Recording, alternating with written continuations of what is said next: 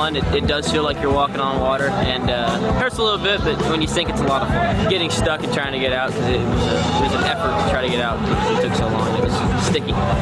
They have a big trailer. They have about 2,000 pounds of cornstarch and a lot of water, and it feels like you're walking on a Jello or a water. So it's a lot of fun. It's surprisingly warm, and it's very sticky. It's actually hotter in there than it is out here right now.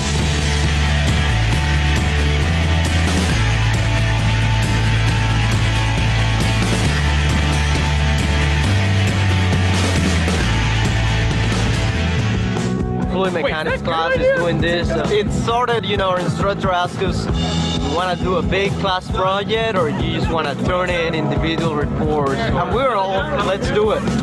So we decided as a class to do it. We wanted the rest of the campus, the rest of Lamar to see what we were doing over in the department and to see that, it's fun. It can be fun too.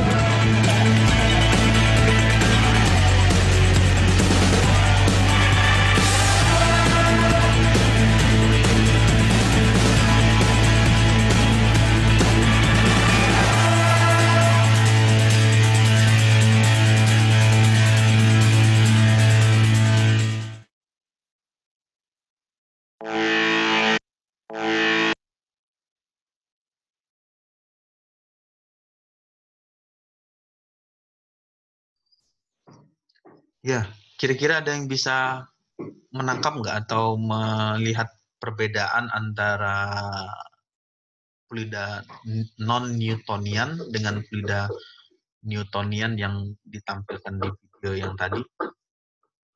Kira-kira ada yang bisa menjelaskan apakah perbedaan yang bisa dilihat secara langsung ya antara fluida Newtonian dengan fluida non-Newtonian?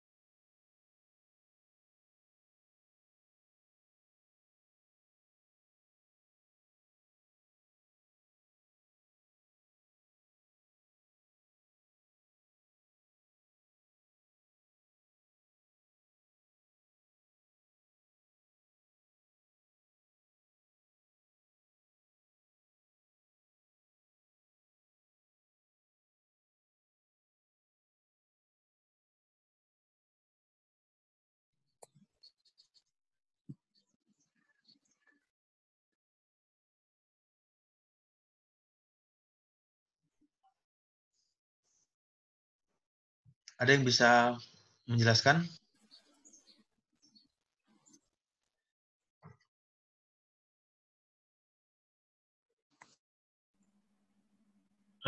Sifat fisiknya nggak sih, Pak? Kalau saya lihat sih sifat fisiknya, Pak. Kalau kan yang Newtonian tuh dia macam air gitu kan. Terus tadi non-Newtonian tuh dia lebih kental daripada air, terus kayak lebih keras gitu, Pak, dibanding air.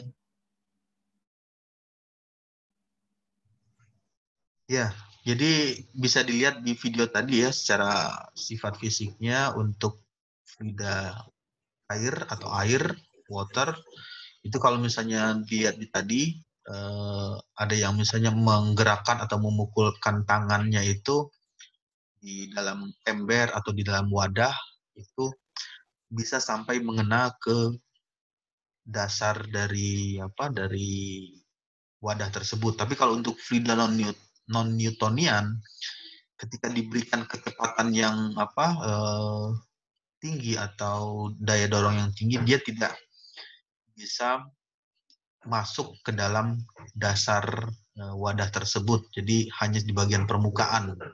Nah, inilah perbedaan antara Newtonian dan fluida non-Newtonian. Yang kalau yang lainnya di video yang lainnya ada tadi bisa berjalan di atas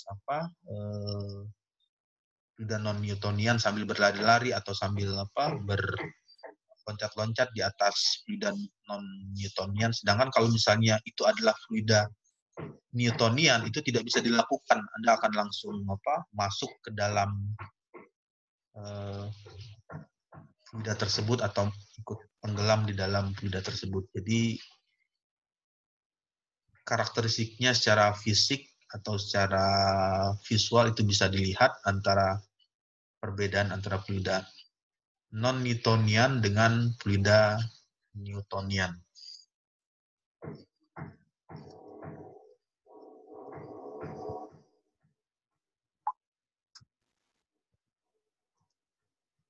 Kemudian untuk fluida tersebut atau fluida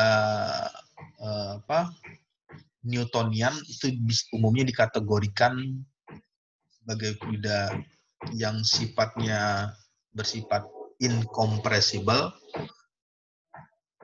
tidak dapat dimampatkan, artinya volumenya tidak bisa dibuat menjadi lebih kecil dengan cara dimampatkan. Contohnya seperti air, minyak, bensin, alkohol, dan sebagainya. Lalu untuk fluida yang bersifat gas atau fase gas atau wujudnya berbentuk gas, bersifat compressible, artinya volumenya bisa diperkecil. Sebagai contoh, udara, oksigen, nitrogen, helium, dan sebagainya. Jadi semua fluida yang fasenya adalah fase gas itu masuk ke dalam kategori compressible. Jadi fluida tersebut bisa dilakukan compressible dengan memberikan atau memperkecil volume dari fluida tersebut. Dengan cara apa? Dengan cara menambahkan atau memberi tekanan. Jadi Anda bisa bayangkan kenapa volumenya bisa diperkecilkan. Misalkan kalau diibaratkan incompressible itu tidak bisa dikecilkan volumenya. Sebagai contoh, misalkan Anda memiliki air, katakanlah airnya itu wadah pertama ditempatkan di ember, kemudian yang kedua adalah gelas. Jadi air yang ada di ember Anda pindahkan ke gelas yang berukuran lebih kecil, itu akan tumpah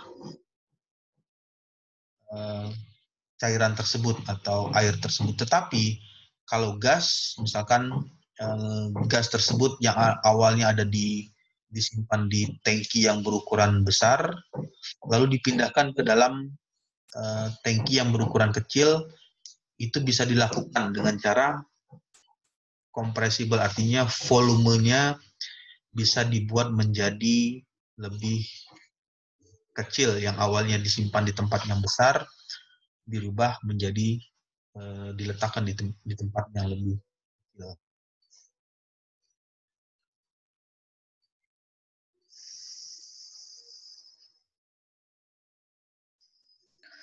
Lalu secara umum atau secara biasa atau secara generalnya, perbedaan antara cairan dan gas dapat dijelaskan sebagai berikut. Fluida yang berbentuk cairan sifatnya tidak compressible atau incompressible, artinya tidak bisa dimampatkan atau volumenya tidak bisa dikecilkan. Kemudian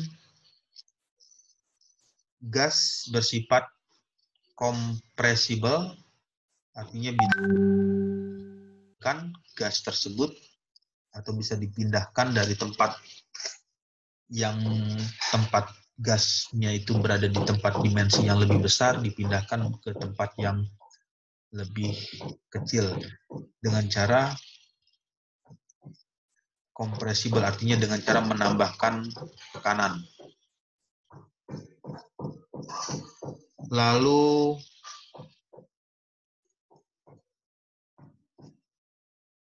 di bagian fluida itu ada berhubungan dengan viskositas. Viskositas, yang dimaksud dengan viskositas itu adalah kekentalan atau nilai seberapa kental dari fluida tersebut. Jadi kalau misalnya ditampilkan atau diilustrasikan di gambar ini adalah gambar kiri dan gambar kanan. Gambar kiri menjelaskan high viscosity, artinya viskositasnya lebih tinggi atau nilai kekentalannya lebih tinggi. Kemudian low viscosity, viskositasnya lebih rendah. Jadi Anda bisa lihat ilustrasinya, misalkan untuk high viscosity, misalkan Anda menuangkan kecap atau menuangkan susu kental manis ABC atau minyak goreng, itu akan menampilkan atau memperlihatkan tampilan aliran seperti ini kurang lebihnya. Jadi alirannya tidak terputus. Jadi kalau misalnya memiliki viskositas yang tinggi, maka fluida tersebut akan mengalir secara kontinu tanpa terputus. Lain halnya ketika Anda menuangkan fluida yang memiliki viskositas yang rendah seperti air atau water, umumnya kadangkala terjadi pemutusan antara cairan tersebut. Jadi ada cairannya terbagi, terputus karena viskositas ini memberikan pengaruh terhadap ikatan dari molekul cairan tersebut. Jadi yang memiliki low viscosity atau viskositas rendah memberikan efek terhadap aliran sehingga alirannya mengalami putusan atau mengalami terpisah ketika dialirkan. Ini adalah gambaran sederhananya atau ilustrasi sederhananya bagaimana membedakan antara fluida yang memiliki viskositas tinggi dengan fluida yang memiliki viskositas yang rendah. Lalu bagaimana cara melakukan pengukuran atau yang biasa disebut measuring viscosity? Bagaimana mengukur kekentalan fluida tersebut? Ini bisa kita bisa lihat di tampilan video ini ya. Untuk proses pengukuran, bagaimana cara melakukan pengukuran untuk viskositas fluida tersebut.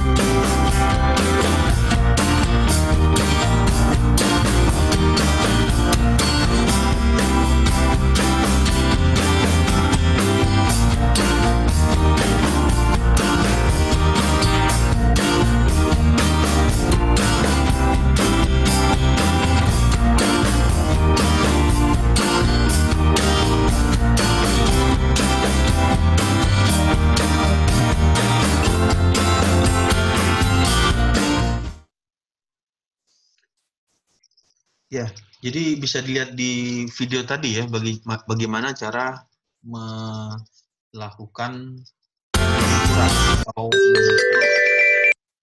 seberapa lama waktu yang diperlukan untuk fluida tersebut ketika memiliki nilai viskositas yang berbeda. Jadi ketika ada objek atau ada benda yang dijatuhkan dari atas ke bawah, memerlukan berapa lama waktu yang diperlukan untuk sampai bisa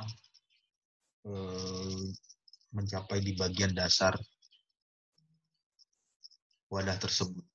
Jadi untuk fluida yang memiliki nilai viskositas yang tinggi, maka memerlukan waktu yang lebih lama atau paling lama untuk bisa sampai di bagian bawah. Jadi bola atau kelereng kalau yang ditampilkan tadi, itu akan membutuhkan waktu yang lebih lama jika dibandingkan dengan fluida yang memiliki nilai viskositas yang lebih rendah. Nah, kenapa hal ini perlu diketahui di bidang engineering viskositas? Karena ini sangat berpengaruh terhadap rancangan, atau ketika Anda ingin merancang sesuatu, misalkan Anda ingin merancang kapal selam atau merancang pesawat terbang, misalkan merancang kapal selam, berarti Anda harus mengetahui berapa nilai viscosity atau nilai kekentalan dari air laut. Jadi Anda harus bisa mengetahui berapa nilai viskositasnya. Jadi kalau misalnya kapal tersebut dirancang untuk melaju pada objek fluida yang bisa dikatakan seperti minyak, akan berbeda dengan objek kapal yang dirancang atau didesain untuk air laut atau untuk yang berada di dalam air.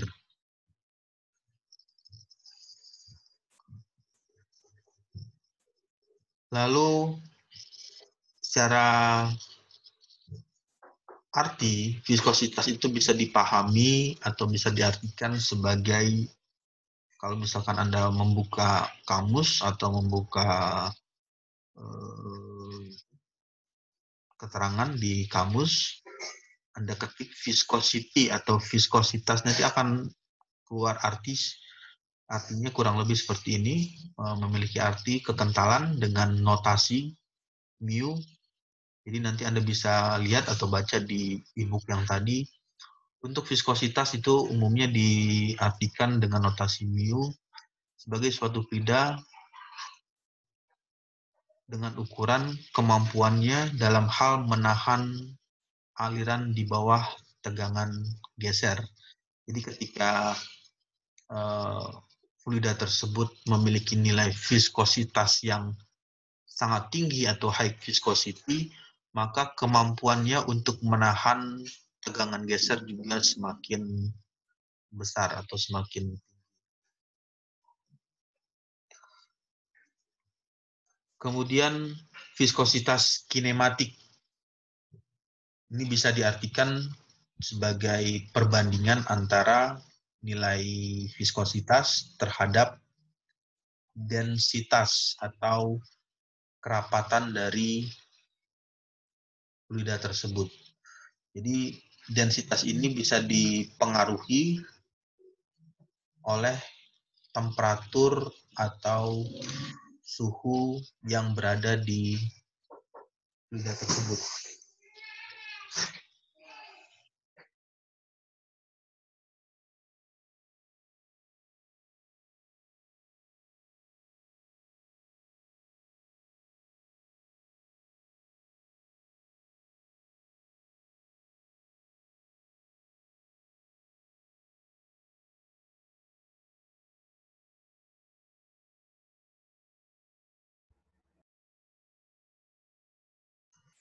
Oke, baik, sampai sini ada pertanyaan?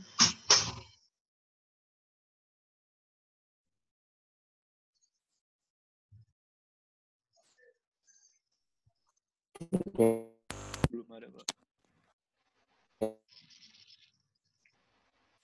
Pak, saya ingin bertanya, Pak. Ya. Tadi yang buat karakteristik fluida dan non Newtonian itu kan ada dilatant fluid yang kayak Oobleck tadi, terus pseudoplastik kayak saus tomat, dan Bingham plastik itu seperti apa ya Pak? Belum dijelasin kayaknya tadi. Bingham plastik. Bingham plastik itu coba lihat di slide sebelumnya.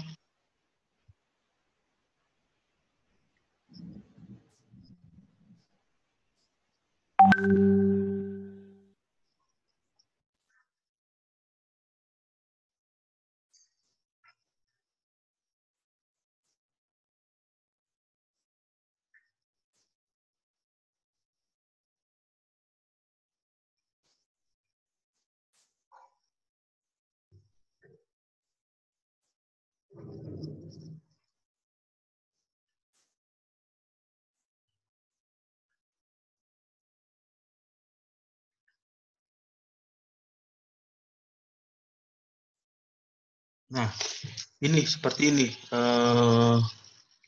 Bingham plastik itu umumnya dia berbentuk seperti pasta gigi atau seperti odol. Kemudian jelly itu kalau misalnya dulu kan suka banyak apa untuk minyak rambut ya, berbentuk jelly, berbentuk mirip-mirip seperti apa pasta dan lumpur. Jadi ini masuk ke dalam kategori Bingham plastik. Jadi bisa dilihat di karakteristik grafiknya, tabelnya seperti ini atau karakteristik grafiknya. Jadi kalau misalnya ini adalah shear stress itu artinya keterangannya, bentar ini di sini. Nah, du per dy ini adalah gradien kecepatan, kemudian shear stress itu adalah tegangan geser atau taunya disebut tegangan geser, shear stress. du per dy sama dengan laju regangan atau gradien kecepatan. Jadi kalau dilihat di grafiknya, misalkan Bingham plastik ya. Ini kalau misalkan grafiknya seperti ini, jadi kalau misalkan ini ditarik di titik ini, nah di titik ini, nilai kecepatan yang diterima atau gaya yang diterima oleh fluida tersebut untuk kategori Bingham plastik, misalkan katakanlah ini range-nya itu kalau dikasih nilai angka ini 2, misalkan ini 4 ya, segini panjang yang 4, berarti kalau ditarik ke atas, dia memiliki nilai tegangan geser yang lebih tinggi.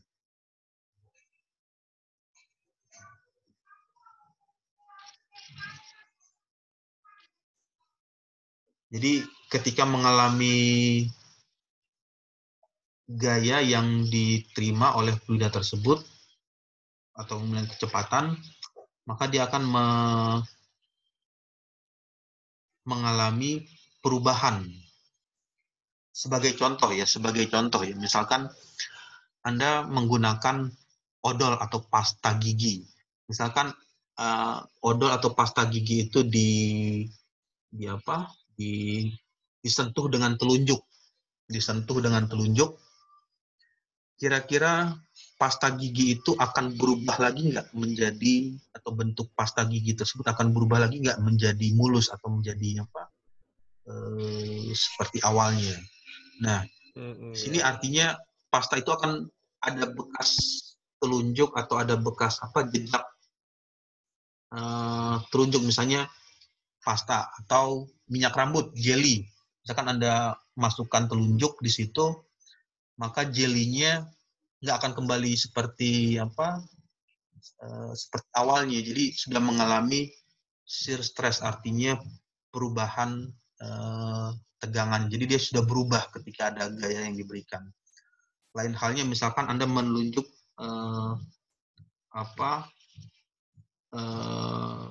minyak goreng atau air kelapa atau minyak kelapa yang bisa dimasukkan, telunjuk dimasukkan di dalam wadah minyak kelapa. Ketika telunjuk tersebut diangkat, maka jejak telunjuk yang dimasukkan ke dalam minyak kelapa tersebut akan hilang. Tetapi kalau masuk di sini, di pasta atau di jelly ini, jejaknya masih terlihat. Ya, sama misalnya Anda berjalan di lumpur, itu kan ada jejak telapak kaki bisa dilihat, oh ini pernah lumpur ini pernah dilalui atau pernah diinjak oleh seseorang atau sesuatu yang berjalan di atas lumpur. Tapi kalau misalnya bukan di medianya itu bukan media lumpur atau berupa misalnya minyak goreng atau minyak berupa fluida non-Newtonnya yang lain, itu dia akan hilang jejaknya. Kira-kira seperti itu penjelasannya. Jadi dia menimbulkan efek yang nggak berubah setelah diberikan gaya dari luar. Oke, terus berarti ada kemiripannya dengan pseudoplastik dong ya, Pak? Iya. Tapi yang membedakan kedua itu apa nih, Pak? Yang Bisa membedakan kedua karakteristik itu. Saya lihat pseudoplastik itu kayak saus tomat, jika gayanya kecil, maka viskositasnya akan meningkat seperti itu ya, Pak. Gayanya besar, viskositasnya akan mengecil. Bukan itu sama seperti pasta gigi dan jelly tadi, Pak? Iya, jadi kalau melihat dari grafik ini, kalau membaca dari tabel ini, ya ini bisa dilihat aja seberapa besar perbedaannya, perubahannya. Kalau misalnya posisi Bingham plastik ini kan kalau di grafik ini posisi garisnya berada di atas ya, di atas pseudoplastik. Misalkan kalau ininya skalanya ini adalah 2, ini 4, ini kita tarik ke atas. Nah berarti dia pada bagian tertentu dia ada kesamaan. Tapi kalau misalnya di bagian tekanannya gaya yang diberikan lebih rendah atau lebih kecil, baru ada perbedaan. Jadi cara membacanya adalah lihat aja di grafiknya, di grafik yang tampilan ini. Ini kan ada keterangan rate of shear du per dy berarti berhubungan dengan kecepatan fluida. Kecepatan itu juga diartikan karena ada energi yang bekerja di fluida tersebut atau ada gaya yang bekerja, berpengaruh terhadap shear stress-nya atau perubahan dari tegangan geser atau tegangan dari fluida tersebut. Jadi kalau misalnya, karena kan ini grafiknya kan tidak ada angkanya ya. Jadi coba aja tarik di garis menggunakan penggaris, misalnya ini panjangnya katakanlah 1 cm.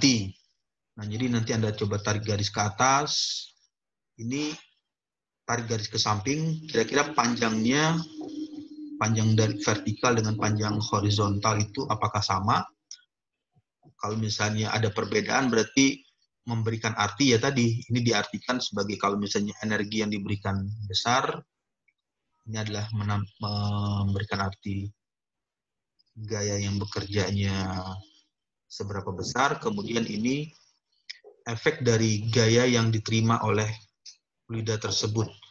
Apakah dia mengalami shear stress, perubahan terhadap tegangan geser dari fluida tersebut, atau dia akan kembali lagi seperti awalnya. Jadi nanti grafik ini bisa dilihat secara lebih lengkap ya di e-book yang tadi, yang e-book yang di Edmodo. Nanti coba aja di-download atau dibaca, di sana ada keterangan dari grafik tersebut, grafik hubungan antara tegangan dengan kecepatan.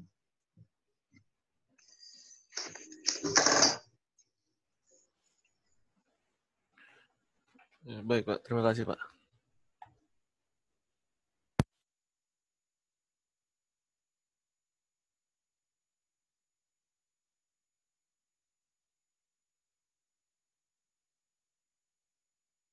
Ya,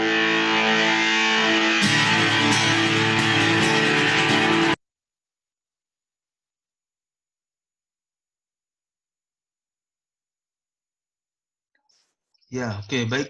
Selanjutnya tadi mengenai fluida, ada fluida cairan berupa cairan dan berupa gas. Cairan itu bisa tidak bisa dikompresibel atau tidak bisa dimampatkan atau volumenya tidak bisa diperkecil. Sedangkan gas bisa diperkecil untuk volumenya.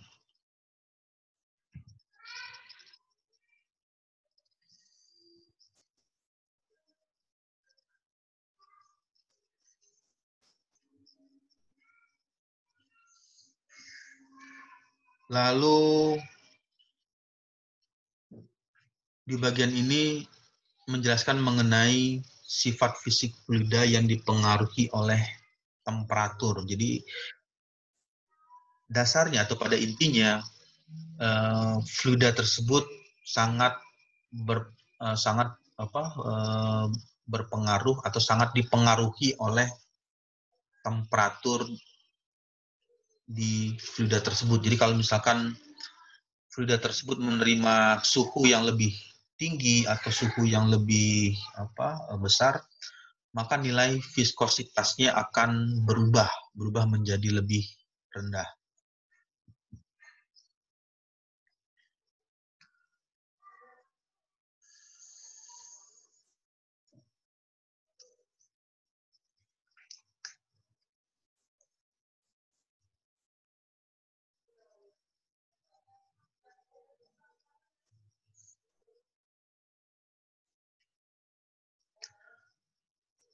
Kemudian di bagian ini sifat fisik fluida itu juga bisa diartikan sebagai seberapa besar nilai tekanan uap yang diterima oleh fluida. Tekanan ini merupakan fungsi dari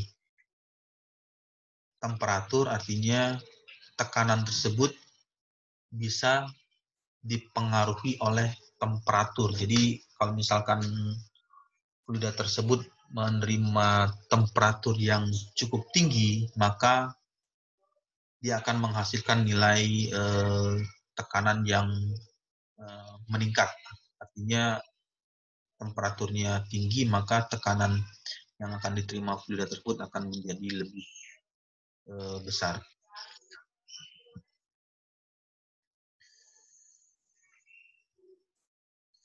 Nah, ini Anda bisa lihat atau bisa amati ya, sebagai ilustrasinya seperti katel uap atau ketika Anda memasak air panas atau air mendidih, ketika temperaturnya dinaikkan atau suhu fluida tersebut